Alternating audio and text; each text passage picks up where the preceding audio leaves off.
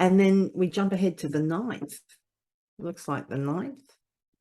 We've got Mercury stationing, which this is crazy. It's going to be at 8 degrees of Libra. Oh, Yeah, all that these 8 degrees. I know, it's crazy, isn't it? Because Yeah. Jupiter stationed at 8 degrees of Aries not long ago, maybe a month or so ago. We're going to have Mars that will station at about 25 Gemini, but go back to 8 degrees of Gemini. It's just so weird. 8 degrees, 8 degrees, 8 degrees. So it's Jupiter, Mars, and Mercury that are all going to hit that 8 degree mark during their retrograde periods. That is Yeah, quite interesting. That's a trine, a sextile, trine and and an sextile to opposition. each other.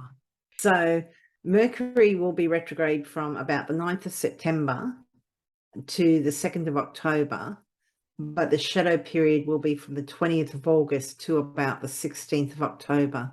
Yes. And we did a video a little while ago about Mercury retrograde, and we'll link to that here. And that explains a little bit about the retrograde shadow period as well. Basically, as soon as it crosses the degree that it's going to retrograde back to, the shadow period starts. And after it's finished its retrograde and starts going direct again, it doesn't actually come out of that retrograde shadow period until it passes the degree that it was at when it first stationed retrograde, when it first started going backwards. So Beautiful job explaining that, Linda. That was really nice. and that's from a Mercury in fall and detriment. Oh, very good. Well, you did it well. That was a really good Oh, thank you. explanation because you've got all that period of, back and forth that it's covering that ground. Yeah. So, yeah. And talking about that, we were saying that Mars is going to station round about the 31st of October at about 25 degrees, and it's going to go back to 8 degrees of Gemini, which is, I think, around about the 12th of January next year. But you can see that Mars here is at 11 degrees. It's already in the shadow period. So things to do when Mars is retrograde, it tends to be like you can't move forward. There's delays, obstacles, and just so it's going to be interesting. All these things are kind of all stacking up, all these eights.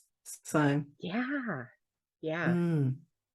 it makes me think of that because a year or so ago we had, I think it was a lunar eclipse at 8 degrees of Gemini as well.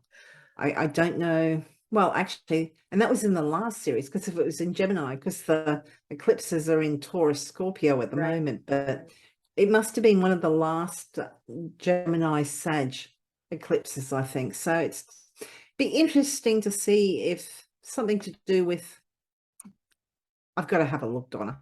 Go ahead. Go ahead. Let me find out when it was. I'll just change. Absolutely. I'm sure there are other people who want to know when that was, when Mars was at When the eclipse when the was eclipse was at 8 degrees Gemini. Yeah. Yeah, I think I do remember hearing something about that. Here it is, the 30th of November 2020. So it'd be interesting to see if there's any calling back to that. So there was another one. It looks like it might have been the first one in the series for that. Oh no, there was one in Sag. But yeah, it's just really interesting. It is very interesting. I remember that date specifically. Oh, okay. I had a project to turn in. Oh, I know what you're talking about.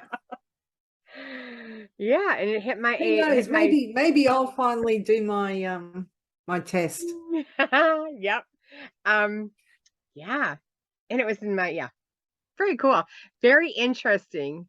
Yeah, I do remember that going back to 8 degrees in Gemini, and I'm like, the eclipse happening. Yeah. Yeah, just all these eights because that eclipse is on my part of fortune, and this Jupiter stationed retrograde on my sun. This Mercury is going to station retrograde opposite my sun, and Mars is going to retrograde back to my part of fortune. So that will be interesting. See, and none of that stuff that you just said has anything to do with houses. So if you don't know your time, it's not like our hands are tied and we can't tell you anything about your horoscope.